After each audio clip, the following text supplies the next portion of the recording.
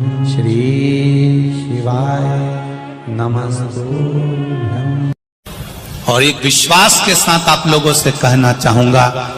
जितने लोग आस्था पर कथा सुन रहे हो, जितने फेसबुक यूट्यूब पर सुन रहे हो, और जितने लोग मालेगांव की ये पवित्र भूमि पर बैठकर कथा सुन रहे हो, एक दिल से कहूं आप लोगों से, आप स्वीकार करिएगा, दुख की घड़ी में कोई आए चाहे ना आए, अगर आपने दिल से, कर्जा हो गया, समस्या विकट हो गई, तकलीफ बढ़ गई, दुख बढ़ गया, आप शंकर भगवान के मंदिर में जाकर, ये जरूरी नहीं है कि आप सीहोर आए या कहीं जाएं, आप तो आपके घर के पास में जो शिव मंदिर हो, उस मंदिर में एक लोटा जल चढ़ाना चालू कर दो, वो धीरे धीरे दुख काटना प्रारंभ कर दे, काटेगा दुख। बस जल चढ़ाने का एक नियम है शिव जी का। शंकर भगवान को जो जल चढ़ाया जाता है दुख काटने के लिए, तकलीफ काटने के लिए, कष्ट मिटाने के लिए, तो एक नियम है शंकर भगवान का जल चढ़ाने का जो नियम है। जैसे ये गौल जलाधारी है, यहां से पानी गिरता है, ये शिवलिंग है। ये दो जो भगवान का पानी जहां बहकर जाता है ये गोल में से, तो यहां जो स्थान है, ये सीधे भाग पर गणेश जी विराजमान है, लेफ्ट भाग में कार्तिकेय जी है,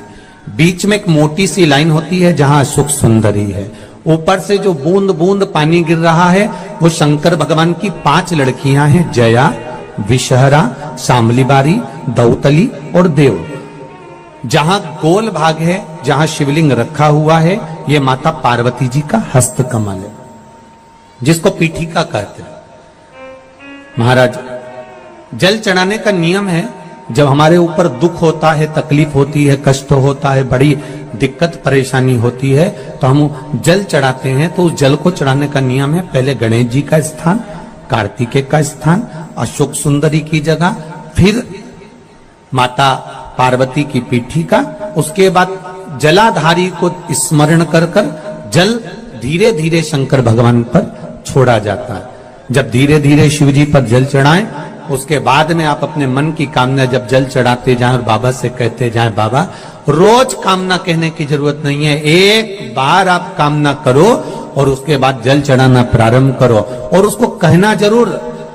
तेरे दरबार से कोई खाली नहीं गया मेरे शंभू, मैं नहीं जानती, मैं तो इतना जानती हूं कि कंकर शंकर है और तू सुनता जरूर है। ब्रह्मा ब्रह्म लोक में है, भगवान विष्णु वैकुंठ लोक में है, पर मृत्यु लोक में मेरा देवाधिदेव महादेव है, मेरी सुनेगा जरूर। और बाबा से विनय कर कर आप आइए।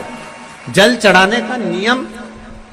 अगर दुख है, तकलीफ है, कष्ट है, तो ऐसे चढ़ा दो, और अगर मन कर रहा है डायरेक्ट शिव जी पे चढ़ाना हो तो तुम्हारी मर्जी, उसमें कोई मना नहीं। शिव तत्व किसको कहते हैं? शंकर का गुणगान, शिव का स्मरण, भगवान शंकर का मंत्र जाप किसको कहते हैं? ये वही समझ सकता है जिसके भीतर शिव समाया होगा। और एक विश्वास के साथ आप लोगों से कहना चाहूंगा, जितने लोग आस्था पर कथा सुन रहे हो, जितने फेसबुक यूट्यूब पर सुन रहे हो, और जितने लोग मालेगांव की ये पवित्र भूमि पर बैठकर कथा सुन रहे हो, आप दिल से उसकी कथा सुनना। इस वाणी का, इस व्यासपीठ का एक शब्द हो सकता है, हॉस्पिटल में पड़ा हुआ कोई व्यक्ति, कर्जे में डूबा हुआ कोई व्यक्ति, गलत व्यसन में पड़ा हुआ कोई व्यक्ति को आपके द्वारा निकली हुई वाणी से भी बाहर निकाल सकता है। जैसे उस मां को कहा किसी ने, सीहोर वाला महाराज कहता है एक बार चले तो जा शंकर जी के मंदिर में, उसने पत्र भी लिखा। जब वो सीहोर वाला महाराज कहता है, चिल्ला चिल्ला कर कहता है, एक लोटा जल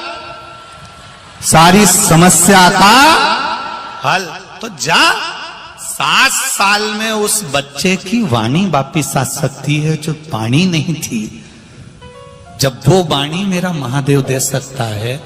वो देखो उस माँ के चेहरे की खुशी, उस माँ के चेहरे की रौनकता, जिसका बेटा 7 साल बाद बोला हो, उसका आनंद देखिए कि कितना होगा,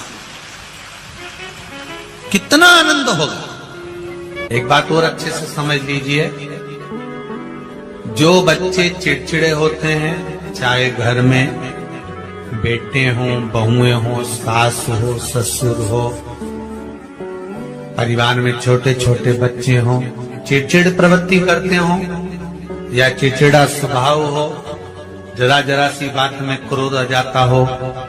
बोलने का भान नहीं रह पाता हो, शब्दों के बाण चलते हो, तो महाराज प्रदोष के दिन, प्रदोष काल में बेलपत्री के पेड़ के नीचे एक जो पत्ता आपके पास में हो, पान का मिल जाए तो पान का, पीपल का मिल जाए तो पीपल का, बेलपत्र का मिल जाए तो बेलपत्र का, उस पत्ते पर मात्र थोड़ा सा शहद और 7 दाने चावल के रखकर